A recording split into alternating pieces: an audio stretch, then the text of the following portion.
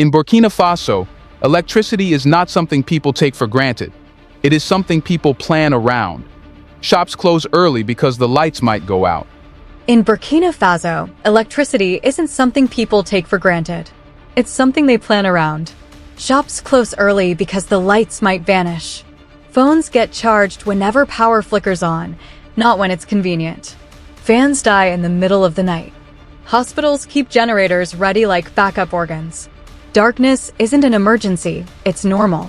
This is the everyday reality for most of the country, where reliable electricity has long been limited, unstable, and often imported from neighboring coastal states. Life runs on improvisation, not certainty. Businesses invest more in fuel than in equipment. Internet providers build networks knowing they'll crash every evening. The economy can't fully grow when machines stop randomly, servers lose power, or refrigeration fails. Even basic governance gets harder when government offices themselves rely on humming generators. Electricity wasn't infrastructure, it was an external dependency that shaped behavior at every level. Imported power was expensive, not just in money, but in vulnerability. Burkina Faso didn't control pricing, supply, or reliability. It was plugged into someone else's system, forced to accept whatever came through the cables. This created an invisible ceiling on ambition. People could dream of development, but the physical reality kept undermining it. After decades of this, society internalized limitations.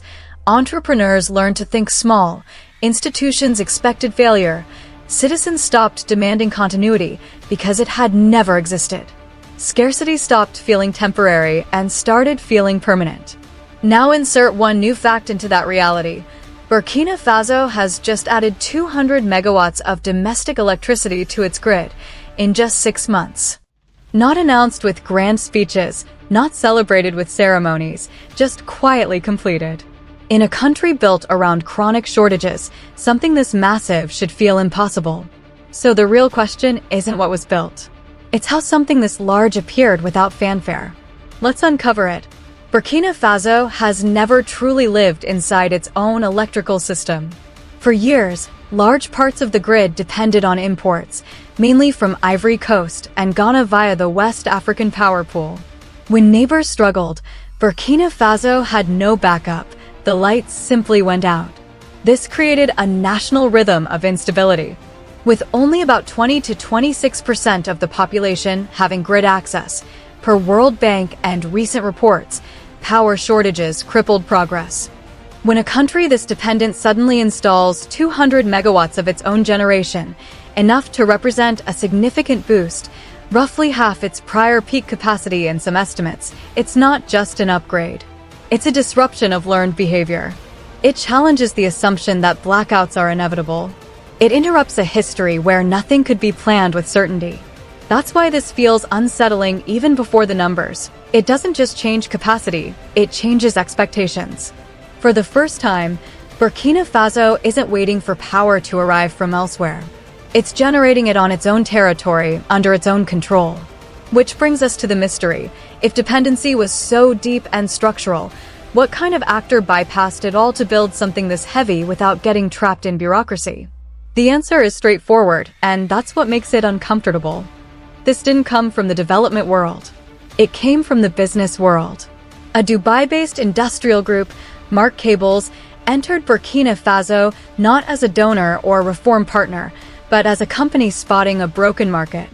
A country with massive electricity shortages isn't a tragedy to an investor. It's unmet demand waiting to be served. That single shift explains everything. Instead of debating governance, they calculated load capacity. Instead of workshops, they planned turbines, fuel supply, and grid connection.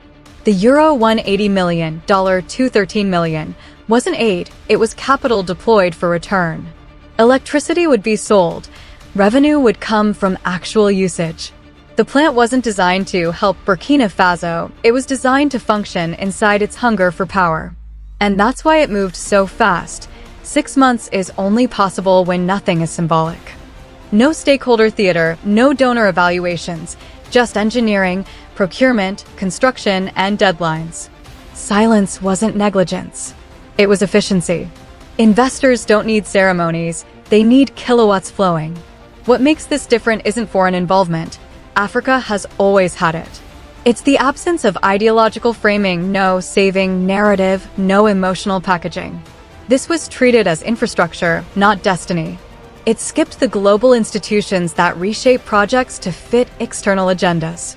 The plant wasn't built to impress Washington, Brussels, or Geneva. It was built to plug into a starved grid and generate money. Demand made it profitable. Infrastructure arrived because the market decided. But this leads deeper. If the plant exists purely because demand made it inevitable, what economic transformation becomes possible when electricity stops being the bottleneck? It unlocks continuity, not luxury, but basic stability. Before, every system was designed around interruption, mining ops knowing machines would stop, farmers harvesting with failing storage, hospitals rationing equipment. 200 megawatts changes that logic. Factories can run full shifts. Cold storage stays on. Water treatment operates continuously. Servers hum without backup generators. Minerals get processed locally. Agriculture shifts to supply chains. Medical gear runs without rationing. Traffic, telecom, and financial networks become reliable. This isn't about lighting homes. It's about enabling complex systems. Electricity stops being a problem and becomes invisible foundation. Productivity becomes visible. Economies stop behaving like emergency zones and start behaving like structures. Time becomes predictable. Planning makes sense. Long-term investment turns rational instead of risky.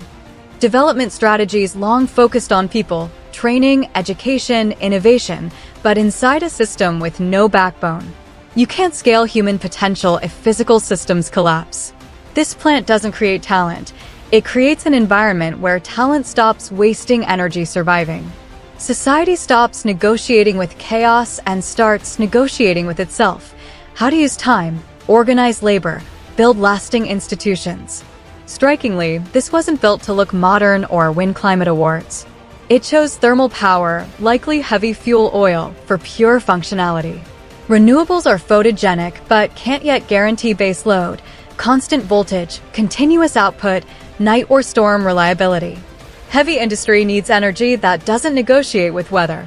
Every industrialized nation built thermal capacity first for stability, then diversified.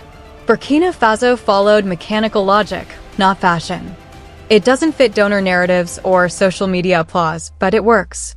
Stable energy gives the state something new: operational independence. Communications, security, data, emergency response no longer depend on external grids.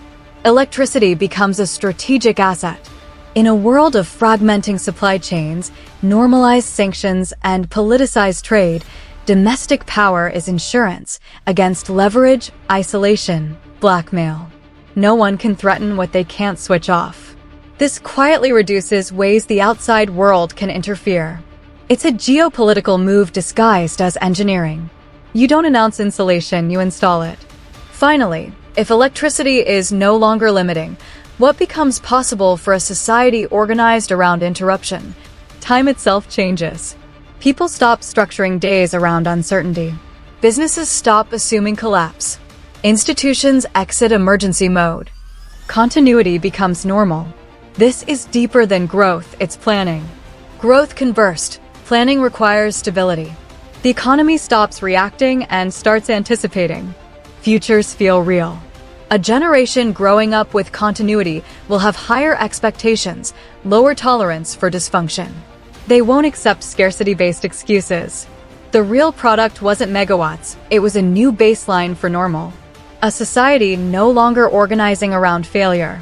So the final question isn't if the plant matters. It's, what kind of country emerges when a generation never knows what it feels like to wait for the lights to come back on? What do you think? How will this reshape Burkina Faso? Share below.